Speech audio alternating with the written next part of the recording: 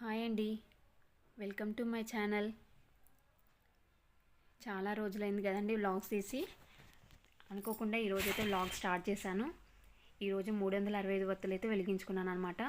యాక్చువల్గా కార్తీక పౌర్ణమి రోజు చేయాల్సింది, ఆ రోజు వీలు పడక నేనైతే ఈరోజు చేసుకున్నాను అనమాట. ముందు తులసమ్మ దగ్గర దీపారాధన కంప్లీట్ అయిపోయింది. తర్వాత దేవుని రూమ్లోకి వచ్చి దేవుని రూమ్లో కూడా పూజ కంప్లీట్ చేసుకున్నాను.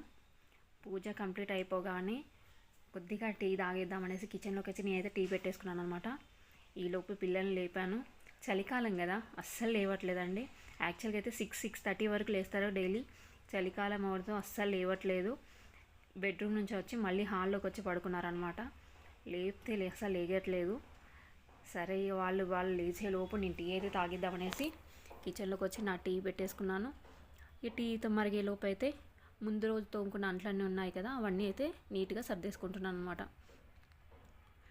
అప్పటికప్పుడే సర్దొచ్చు కానీ వాటర్ ఉంటాయి కదా, అందుకే నేను తోమగానే సర్దానండి.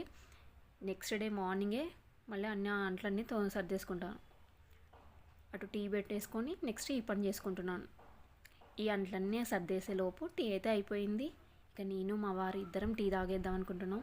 యాక్చువల్గా టీ తాగేంత తీరికైతే రేగిలి ఉండదు. మార్నింగ్ హడావుడిగా ఉంటుంది. ఈరోజు మార్నింగ్ 3:30-4 అలా లేసాం కాబట్టి త్వరగా అయిపోయింది పనంతా. అందుకే కొంచెం టీ తాగి ముందు రోజు ఉన్న దోశ పిండి అయితే ఉందన్నమాట. ఇక దోశలు వేద్దాం అనుకున్నాం కానీ దోశ వద్దన్నారు, ఊతప్పం కావాలన్నారు. సరే ఊతప్పంలోకి ఆనియన్స్ కట్ చేద్దాం, క్యారెట్ అవి ఏం లేవు కాబట్టి ఓన్లీ ఆనియన్స్ ఒకటి కట్ చేసి పెట్టేసుకున్నాను అనమాట. ఇక వాళ్ళకి కొంచెం వేడిగా చేసిస్తేనే తింటారుగా, ముందే చేసి పెడితే బాగుండదు అనేసి తర్వాత అవి పక్కన పెట్టేసి పిల్లలకైతే బ్రష్ చేసుకొని రాగానే బాదం అయితే ఇచ్చాను. మార్నింగ్ మా ఇంట్లో అయితే విపరీతమైన అల్లరి ఉంటుందండి. స్కూల్కి వెళ్ళే వరకు చూడండి వాళ్ళ వేషాలు. స్కూల్ టైం అయ్యేంతవరకు మా ముగ్గురు పిల్లలు అంటే ఇద్దరు మా పిల్లలు, పక్కన ఉన్నాడు కదా బుడతాడు మా పక్కన బాబు అనమాట. ముగ్గురు ఫుల్ అల్లరి స్కూల్కి వెళ్ళే వరకు.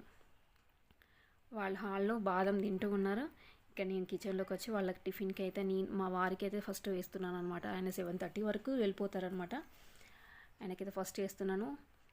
ఆనియన్స్ కొంచెం కారం వేసి చేస్తున్నాను అనమాట.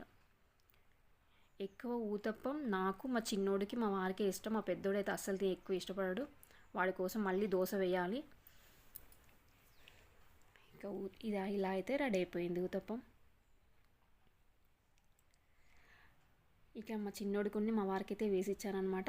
ఈ దోశ అయితే మా పెద్దోడికి, వాడికి ఊతప్పం అంటే ఇష్టం ఉండదు కాబట్టి వాడికైతే 2 దోశలు వేసి ఇచ్చాను.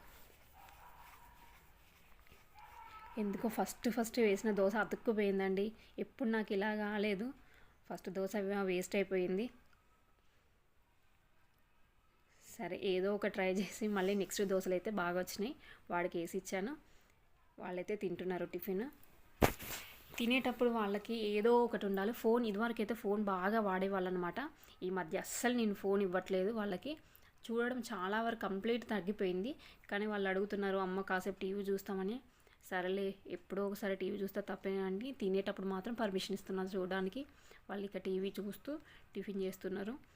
ఈలోపు నేను వాళ్ళకి స్కూల్కి వెళ్ళడానికి వాటర్ బాటిల్స్ అన్నీ సర్దేస్తున్నాను అనమాట.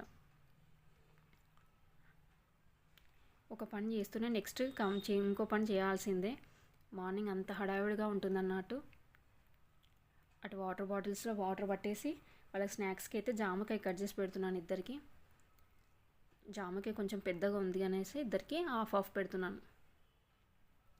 స్నాక్స్కి ఎక్కువ ఫ్రూట్స్ ప్రిఫర్ చేయడమే బెస్ట్. కాకపోతే ఎప్పటికీ వాళ్ళు ఫ్రూట్స్ తినాలంటే తినరు కాబట్టి అప్పుడప్పుడైనా పెడుతూ ఉండాలి ఇలా.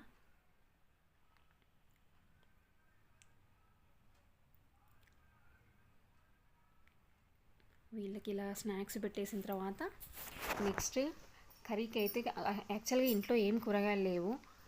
ఏం వండాలని చూస్తుంటే సరే ఆనియన్స్ అయితే ఉన్నాయి. ఆనియన్ కర్రీ వండుదాం అనుకున్నాను కానీ ఆనియన్ కర్రీ ఎందుకో తినబుద్ధి కావట్లేదు అనమాట. చాలా రోజులైంది పులుసు తిని అని ఆనియన్ పులుసు చేద్దాం అనుకుంటున్నా.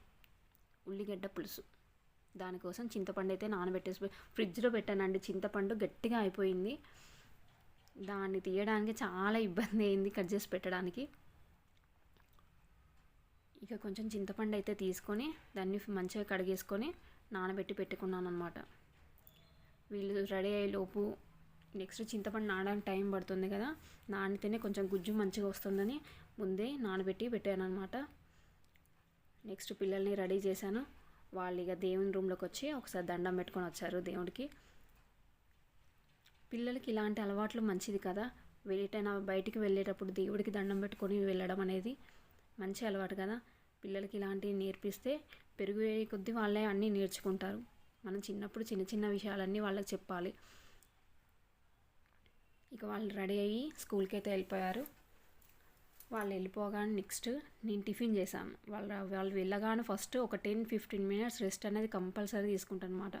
ఎందుకంటే మార్నింగ్ నుండి హడావిడిగా పని చేయడంతో కొంచెం అలసట అనిపిస్తుంది. కాబట్టి వాళ్ళు వెళ్ళగానే ఒక 10-15 మినిట్స్ ఖచ్చితంగా రెస్ట్ అయితే తీసుకుంటాను. కాసేపు కూర్చున్న తర్వాత నేను టిఫిన్ చేసి నెక్స్ట్ వంటకైతే అన్నీ రెడీ చేస్తున్నాను అనమాట. చెప్పాను కదా ఆనియన్ పులుసు చేస్తున్నానని. దానికోసం అయితే చాలా ఈజీ కదా, కూరగాయలు ఏమీ లేనప్పుడు ఇట్లా చేసుకుంటే బెస్ట్, టేస్ట్ బాగుంటుంది, చేసుకోవడం కూడా చాలా ఈజీ. ఊరికే పప్పు అది చేయాలన్నా వీక్లీ వన్స్ అంటే ఓకే, కానీ ప్రతిసారి కూడా వండుకోలేం కదా. ఇలా అప్పుడప్పుడు పులుసులు కూడా ట్రై చేయాలి. దీనికోసం ఆనియన్స్ అయితే పెద్దగా కట్ చేయాలి, చిన్నగా కట్ చేయాలి. మన నార్మల్ కర్రీకి కట్ చేసినట్టు చిన్నగా అయితే కట్ చేయకూడదు అనమాట, కొంచెం పెద్దగా కట్ చేయాలి. చాలా ఈజీ ప్రాసెస్, ఏం లేదండి.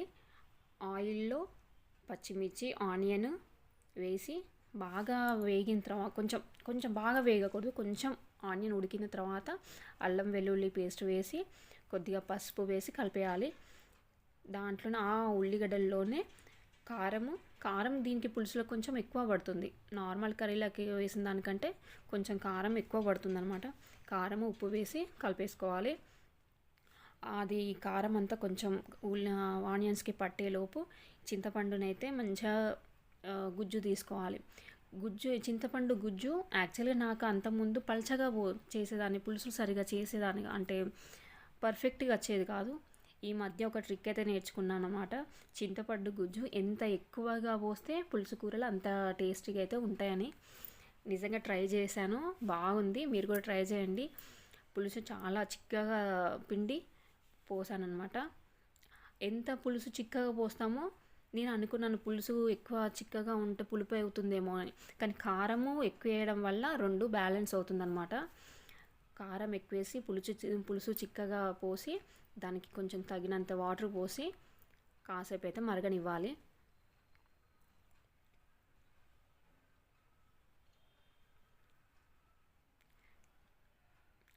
కాసేపు మరిగిన తర్వాత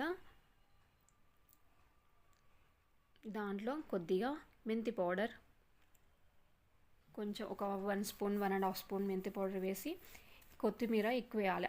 ఇందులో మెంతి ఆకు అయినా కొత్తిమీర అయినా ఎక్కువ వేసుకుంటే టేస్ట్ కూడా చాలా బాగుంటుంది. నా దగ్గర ప్రజెంట్ ఏమీ లేవు, అందుకే కొత్తిమీరనే కొంచెం ఎక్కువ వేసాను అనమాట.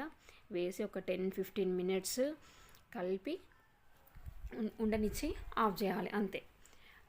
ఒక 2 నిమిషాల తర్వాత చల్లగా కర్రీ ఎప్పుడు వేడి ఉన్నప్పుడే కలిపేయకూడదు. కొద్దిగా కర్రీ చల్లగైన తర్వాత పులుసు కర్రీలు అన్నంలో కలుపుకుంటే చాలా బాగుంటుంది. వేడి దానికంటే కొంచెం చల్లగైన తర్వాత బాగుంటుంది. ఇక పిల్లలకైతే నేను రైస్ కలిపేసి బాక్స్లో అయితే పెట్టేశాను అనమాట. వాళ్ళకి 12:30కి లంచ్ టైం, కానీ ఇక నేను వంట కాగానే పిల్లలకి బాక్స్ అయితే ఇచ్చేసి వస్తాను. వాళ్ళకి బాక్స్ ఇచ్చేసి వచ్చిన తర్వాత ఇక డైరెక్ట్ మళ్ళీ కిచెన్లోకి. ఈ ముందు మార్నింగ్ నుండి టిఫిన్ చేసిన అంట్లన్నీ ఉంటాయి కదా, అన్నీ ఒక్కసారి పెట్టేసుకొని అన్నీ తోమేసుకుంటాను అనమాట నీట్గా. ఇక మళ్ళీ పని ఉండదు. అవి అలాగే పెండింగ్లో ఉంటే ఈవినింగ్ వరకు ఎక్కడ పని అక్కడనే ఉన్నది అన్న ఫీలింగ్ ఉంటుంది. ఎప్పుడు పని అప్పుడు చేసేసుకుంటే కొంచెం మనకు కూడా ఎక్కడ చూసినా నీట్గా అనిపిస్తుంది. అరే అంట్లు ఉన్నాయి, ఈ పని చేయాలి ఆ పని చేయాలన్న టెన్షన్ ఉండదు. ఒక్కసారి మార్నింగ్ ఒక 1 అవర్ 2 అవర్స్ కష్టపడ్డామంటే ఇక ఫ్రీగా పీస్ఫుల్గా ఉంటుంది అనమాట పని అయిపోతే. నాకైతే అలాగే అనిపిస్తుంది. అంట్లు అలాగే ఉన్నాయంటే ఫస్ట్ ప్రశాంతంగా ఉండలేం, ఎప్పటి పని అప్పుడు అయిపోవాలి. అందుకే ఇక బాక్స్ ఇచ్చి రాగానే మళ్ళీ అంట్లన్నీ తోమేసాను అనమాట నీట్గా. తోమేసుకొని ఇక పక్కకు పెట్టేసుకొని మళ్ళీ ఒక్కసారి టాప్ మొత్తం కౌంటర్ టాప్ మొత్తం క్లీన్గా అవంతా క్లీన్ చేసుకున్నానండి. అంతేనండి ఈ video. Thank you for watching.